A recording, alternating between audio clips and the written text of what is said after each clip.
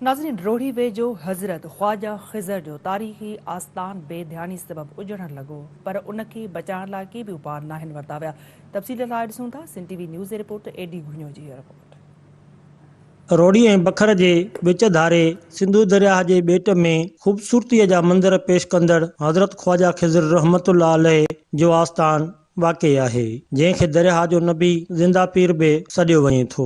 तारीख़ी हवालनि में मिले थो त मोहम्मद शाह तुग़लुक जे दौर में एज़ादुद्दीन बलबन उर्फ़ किशलो ख़ान ही ख़ानगाह ठाराई। ही ॿेट ॿिनि एकड़नि ते मुश्तमिल हो, जंहिंमें बाग़ बाग़ीचा, मज़बूत दीवार जंहिंमें चांदीअ जो दरवाज़ो पिणु लॻल हो, ऐं वरी जहांगीर जे दौर में बखर जे नवाब सअद ख़ान 1011 हिजरीअ में हिकु मस्जिद तामीर कराई। हिन दरियाही ॿेट में हर साल अगस्त महीने जे पहिरीं जुमेरात मेलो लॻंदो हो ऐं कागज़नि जी ॿेड़ियूं ठाहे उन्हनि में ॾिया रखी ऐं ख्वाजा ख़िज़र खे भेटा पेश कई वेंदी हुई। ही माग टोटल जेको आहे 2 एकड़नि ते जेको आहे ॿधल हुयो।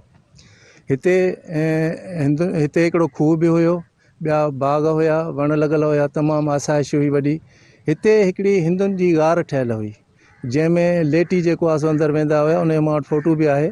उन गार में अंदरि वञी जेको आहे सो पंहिंजी इबादत जेका आहिनि से हिंदू कंदा हुया। उन में हिकिड़ो ॼणो अंदरि वेंदो वरी जेको आहे ॾीओ हमेशह जेको आहे सो ॿरंदो हुयो।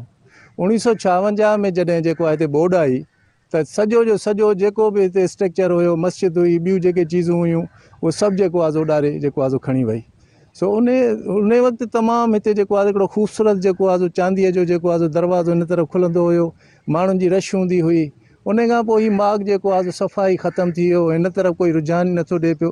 हालांकि सियाहत खातो या कल्चर डिपार्टमेंट जेको आहे सो हिन में इंट्रस्ट वठे, ही तमामु हिकिड़ो जेको आहे सो सियाहती मक़ाम जेको आहे थी थो सघे पियो। सियाहत खाते ऐं कल्चरल डिपार्टमेंट जी बेध्यानीअ सबबु ही तारीख़ी माग उजड़ी वियो आहे। 1956 में बोर दौरान हिन तारीख़ी माग जो सभु कुझु लोढ़ी ख़तमु थी वियो। हिन वक़्तु ढिंगरनि जो लोढ़ो, हिकु कटरहड़ो ऐं तारीख़ी मस्जिद जी भॻल टुटल दीवार खां सवाइ ॿियो कुझु नाहे बचियो। कैमरामैन अनवर हुसैन ख़ासकेलीअ सां एडी घुञो, सिंध टीवी न्यूज़, रोहड़ी।